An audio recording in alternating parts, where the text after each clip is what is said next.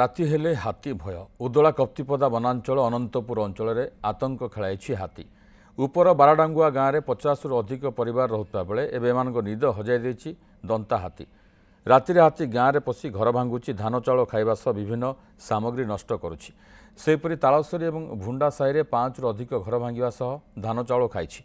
फल भयर गाँ लोक राति हेले छात उपरे पाल टाणी शोउछन्ति। एने ग्रामवासी वन विभाग को बारंबार जणाउछन्ति।